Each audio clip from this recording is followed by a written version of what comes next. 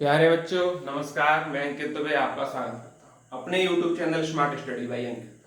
ये क्लास है आपकी यूपी ट्रिपल एससी पैट को टारगेट करते हुए स्टैटिक जीके की, जिसमें हमारे 10 क्वेश्चन आ रहे हैं और 10 नंबर के आते हैं, ये आपको मालूम है।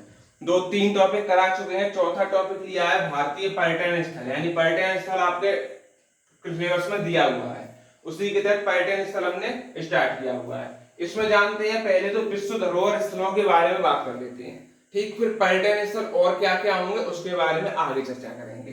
तो यूनेस्को सूची में भारत के कुल 43 विश्व धरोहर स्थल हैं। कितने विश्व धरोहर स्थल हैं? तो आप बोलेंगे 43, जिनमें 35 सांस्कृतिक, 7 प्राकृतिक और 1 मिश्रित है। यानी कि 43 में बात करें तो 35 सांस्कृतिक, 7 प्राकृतिक और 1 मिश्रित।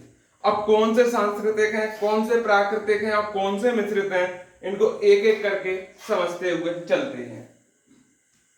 अजंता की गुफाएं 1983 में इसको दर्जा दिया गया। सांस्कृतिक का कहां है? महाराष्ट्र में, ठीक। एलोरा की गुफाएं कहां पर है? आप बोलेंगे महाराष्ट्र में है। 1983 में इसको भी दिया गया और ये भी सांस्कृतिक का दर्जा दिया गया। तीसरे की बात करते हैं, आगरा का किला, जो कि उत्तर प्रदेश के आगरा में है। 1983 में ही इसको सांस्कृतिक का दर्जा दिया गया। आगे बात करते हैं ताजमहल 1983 में कहां है? तो यूपी में तो आगरा में, सब जानते हैं, और सांस्कृतिक का दर्जा इनको 1983 में ही दिया गया। अब कहते हैं सूर्य मंदिर की बात करते हैं, तो सूर्य मंदिर को दर्जा दिया गया 1984 में, और ये कहां पर है? तो आप बोलेंगे कोणार्क के, उड़ीसा के कोणार्क में, और इसे भी सांस्कृतिक का दर्जा दिया जा चुका है। अब चलते हैं आगे।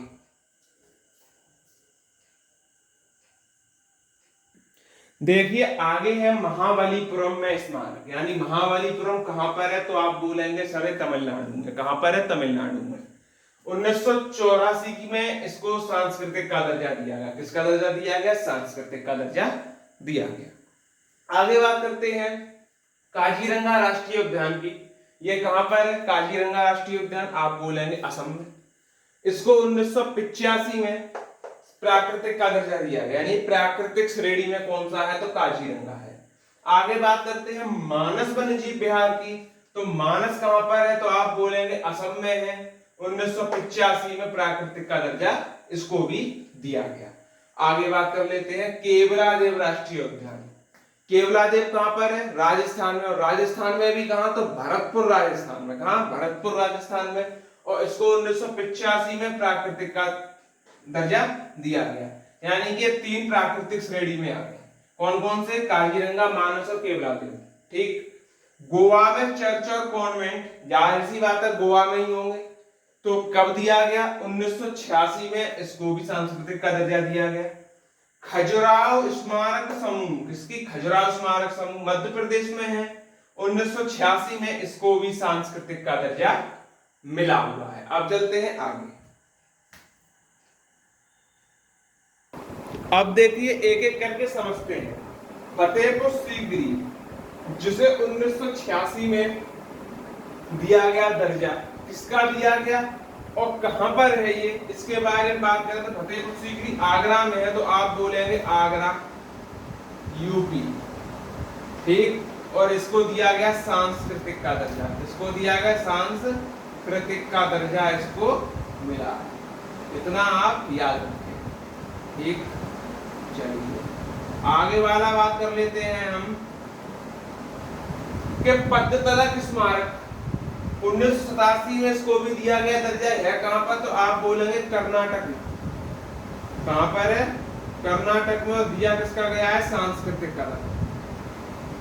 सांस्कृतिक का दर्जा इसको भी मिला। एलिफेंटा की गुफाओं की बात कर लेते हैं। 1987 में कहां पर है? महाराष्ट्र में,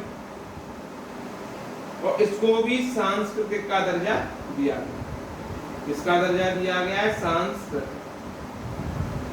आगे बात करते हैं हम्पी में स्मारकों का समूह। आप बोलेंगे हम्पी कहां है? तो कर्नाटक में, और कैसा दर्जा? सांस्कृतिक। क्लियर हो रहे हैं पॉइंट? आप लोगों के क्लियर होने चाहिए। चोल मंदिर तमिलनाडु में। कहां पर? तमिलनाडु। और तमिलनाडु की भी बात करें तो महाबलीपुरम में।